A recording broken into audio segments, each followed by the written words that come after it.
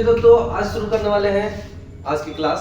ठीक है, आज मैं बताने वाला हूँ FIUGP, इसके बारे में आपको कुछ बातें बताने वाला हूँ जो कि बहुत ही जरूरी है। तो चलिए शुरू करते हैं। मैं हूँ सूरज चंद्रवंशी और मैं सबका आज मैं आपको स्वागत करता हूँ इस क्लास में। आज मैं इसके बारे में बताने वाला हूँ कि FIUGP का मतलब क्या होता है। मतलब ये अब जो नया जो पॉलिसी जो आया है, मतलब इस बार जो नया सिलेबस चेंज हो गया है सबका, किसी को समझ में नहीं आ रहा है कि कौन सा सिलेबस क्या पढ़ना है क्या नहीं पढ़े।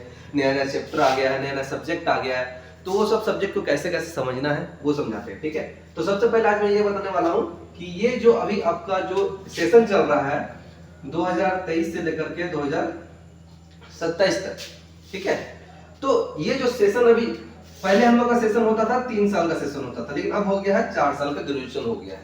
ठीक है, 4 साल का ग्रेजुएशन करने का मतलब है कि ये जो प्रोग्राम अब चल रहा है 4 साल का चल रहा है। पहले हम लोग 3 साल के पढ़े थे, हम लोग खुद जो क्लास लिए हुए हैं, क्लास पढ़े हुए हो 3 साल वाला ग्रेजुएशन पढ़े हुए, लेकिन अब जो ग्रेजुएशन होगा वो 4 साल में होगा। ठीक है, तो अब थोड़ा संभल के एडमिशन लीजिएगा, और वो भी ग्रेजुएशन के एडमिशन लेने के लिए अब आपको एग्जाम, एंट्रेंस एग्जाम भी देना पड़ता है। ठीक है, तो फिलहाल अब ये समझते हैं अभी इसका पूरा नाम क्या है, 4 ईयर अंडर ग्रेजुएट प्रोग्राम। ठीक है, 4 ईयर कहने का मतलब 4 साल का अंडर ग्रेजुएट प्रोग्राम है। ठीक है, तो अभी क्या है कि बहुत लोगों को समझ में भी नहीं आ रहा है, बहुत टीचर्स लोगों को भी समझ में नहीं आ रहा है। खैर टीचर लोगों को तो पता ही होगा, लेकिन स्टूडेंट लोगों को खास करके कुछ समझ में नहीं आ रहा है कि 4 साल क्यों। बहुत लोग बोलते हैं कि MA का क्लास भी इसी में हो जा रहा है, अगर आप BA कर लेते हैं तो MA भी क्लास साथ में हो जाएगा। जिसको नहीं पता है वो कुछ ना कुछ बोलते ही रहते हैं। ठीक है, लेकिन चलिए आपको हम क्लियर बात बताते हैं क्या होगा। अब देखिए, इसका पूरा नाम FYUGP, F का मतलब 4, Y का मतलब ईयर, U का मतलब अंडर, G का मतलब ग्रेजुएट, P का मतलब प्रोग्राम, मतलब 4 ईयर अंडर ग्रेजुएट प्रोग्राम चल रहा है। ये क्यों है?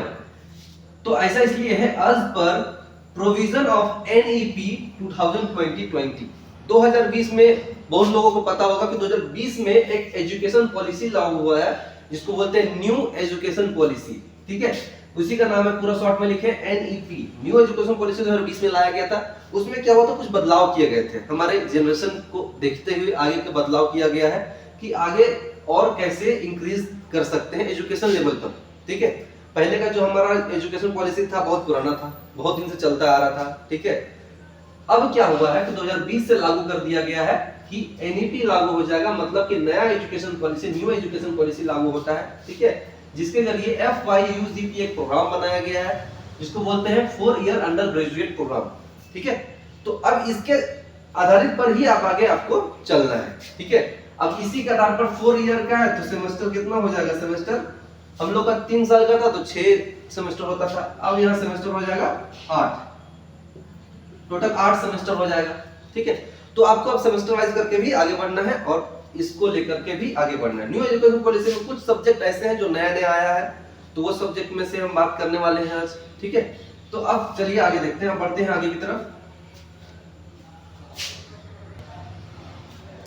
तो चलिए अब शुरू करने वाले हैं हम, अब आगे बढ़ते हैं। ठीक है, तो अब जो मैं आपको बताने वाला हूँ mathematical and computational thinking and analysis, है ना, ये एक सब्जेक्ट है, न्यू सब्जेक्ट है, एकदम न्यू सब्जेक्ट है। ये न्यू सब्जेक्ट इस एजुकेशन पॉलिसी के तहत आया है।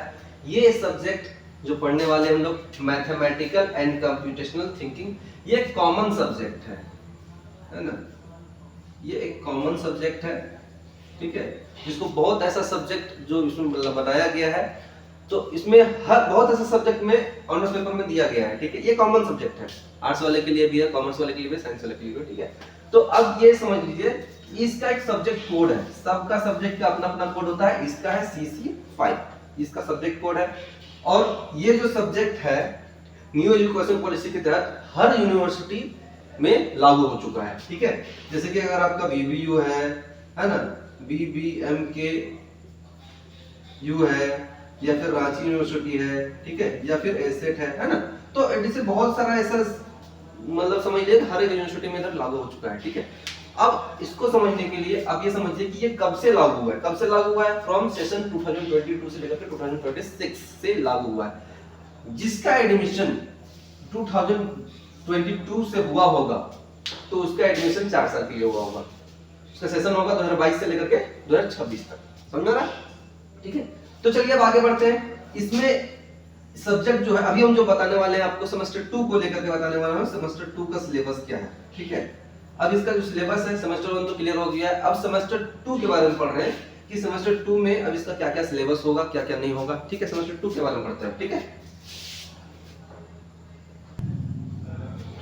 देखिए अब इसके सेमेस्टर 2 के बारे में हम बात कर रहे हैं, सेमेस्टर 2 के बारे में बात कर रहे हैं। सेमेस्टर 2 में अब इसका सिलेबस किस टाइप में होगा। सबसे पहले तो ये समझ लीजिए कि इस सेमेस्टर में फुल मार्क्स, मतलब ये सब्जेक्ट का फुल मार्क्स कितना होगा, ठीक है। अगर मिड सेमेस्टर में देखा जाए,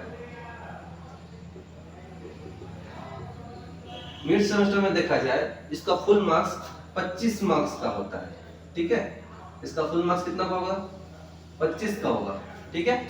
और अभी बहुत से ऐसे कॉलेज वगैरह हैं, कॉलेज हैं, इंस्टीट्यूशंस ले लीजिए, वहां पर इस सब्जेक्ट को लेकर के मिड सेमेस्टर में 20 मार्क्स का क्वेश्चन पूछा गया है, ठीक है। अगर 20 मार्क्स का क्वेश्चन पूछा जाता है तो 5 मार्क्स गायब हो जाएगा, ठीक है। तो ये ध्यान में रखिए कि 20 मार्क्स का क्वेश्चन नहीं पूछा जाना चाहिए। अगर टीचर्स लोग को नहीं पता है, बहुत ऐसे टीचर्स लोग को नहीं पता है, उनको बताइए कि सर 20 मार्क्स का नहीं है, 25 मार्क्स का है। जो गेस्ट पेपर निकला हुआ है उसमें भी लिखा हुआ है 25 मार्क्स का मिड सेमेस्टर है, ठीक है। अब इसका जो इन सेमेस्टर है वो 75 मार्क्स का है, ठीक है। वो 75 मार्क्स का है, टोटल हो जाएगा 100 मार्क्स, मतलब पूरा का पूरा जो टॉपिक है या फिर सब्जेक्ट मान के चलिए, सब्जेक्ट को 100 मार्क्स में डिक्लेयर किया गया है, 100 मार्क्स का पूछा जाएगा। 75 मार्क्स का ऑब्जेक्टिव आएगा, ठीक है। ऑब्जेक्टिव क्वेश्चन आएगा, इसमें भी ऑब्जेक्टिव भी पूछा जाना चाहिए, लेकिन बहुत ऐसा इंस्टीट्यूट वगैरह है, कॉलेज वगैरह है, उसमें पर सब्जेक्टिव पूछ देता है, ऑब्जेक्टिव नहीं पूछने की जगह पर। लेकिन क्वेश्चन जो आएगा तो यूनिवर्सिटी से ही आएगा, तो इसलिए 75 मार्क्स का क्वेश्चन रहेगा, ठीक है। टोटल 100 मार्क्स का आपका सिलेबस रहेगा, 100 मार्क्स में आपको लेकर करना, ठीक है।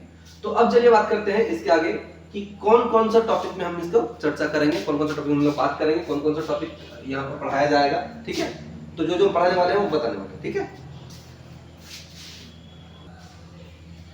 तो चलिए अब देखते हैं, अब बढ़ते हैं सिलेबस की ओर। सिलेबस यहाँ पर लिखा हुआ है, लिख दिया तुरंत, ठीक है। तो अब देखिए सबसे पहले जो हम लोग को टॉपिक पढ़ना है वो है यूनिट वाइज करके है। टोटल 5 यूनिट है। टोटल 5 यूनिट में से पहला जो है वो है लॉजिक का, ठीक है। लॉजिक में हम लोग पढ़ेंगे बहुत सारी चीजें, बहुत सारे टॉपिक है उसके अंदर। जब हम शुरू करेंगे तो लॉजिक के अंदर बहुत सारे टॉपिक है वो बताएंगे, ठीक है।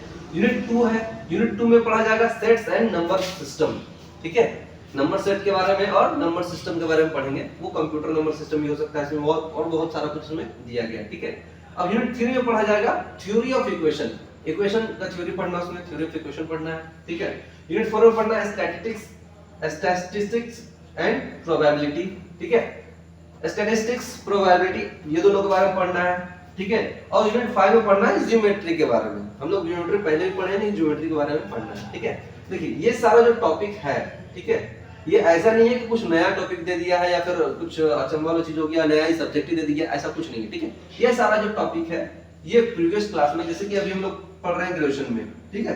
तो ग्रेजुएशन में जब पढ़ रहे हैं हम लोग, तो प्रीवियस क्लास में बहुत ऐसा टॉपिक है जो उसको पढ़ाया जा चुका है, ठीक है। जैसे कि लॉजिक पढ़ाया जा चुका पहले 11th 12 में पढ़ना था साइंस वाला को, ठीक है, कंप्यूटर साइंस वाला को। सेट और नंबर सिस्टम इसे भी पढ़ना था, पहले भी पढ़े हुए भी होंगे, ठीक है। प्रोबेबिलिटी, स्टैटिस्टिक्स ये सब पढ़े हुए हैं, लेकिन अब क्या थोड़ा थ्योरेटिकल फॉर्म में या फिर लॉजिकल फॉर्म में हम लोग को अब पढ़ना है, ठीक है। जियोमेट्री भी हम लोग पहले पढ़ चुके हैं, लेकिन अब थोड़ा सा लॉजिकल वे में भी पढ़ना है, ठीक है। तो यहाँ से क्या है कि बहुत ऐसा चीज है जो पढ़े हुए हैं, लेकिन थोड़ा सा डिटेलिंग में जाकर के थोड़ा सा समझना और समझाना भी है, ठीक है। तो सबसे पहले आपको ये बता देते हैं कि इस सब जो टॉपिक है, ये सब में से कौन कौन से टॉपिक से कितना कितना क्वेश्चन पूछा जाएगा, ठीक है। सबसे पहले ये लॉजिक है, तो इसमें है 5 क्वेश्चन पूछा जाएगा, ठीक है। लॉजिक से 5, उसके अंदर ये 5 टॉपिक है, 5 क्वेश्चन पूछे जाएंगे। सेट एंड नंबर सिस्टम से 5 क्वेश्चन रहेंगे, ठीक है। इससे ये 5 क्वेश्चन, इससे ये 5 क्वेश्चन, ठीक है। थ्योरी ऑफ इक्वेशन से भी 6 क्वेश्चन नहीं 5 क्वेश्चन रहेंगे, इसमें से भी 5 क्वेश्चन है, ठीक है। थ्योरी ऑफ इक्वेशन में भी 5 क्वेश्चन पूछे जाएंगे। स्टैटिस्टिक्स एंड प्रोबेबिलिटी में 6 क्वेश्चन पूछे जाएंगे, ठीक है।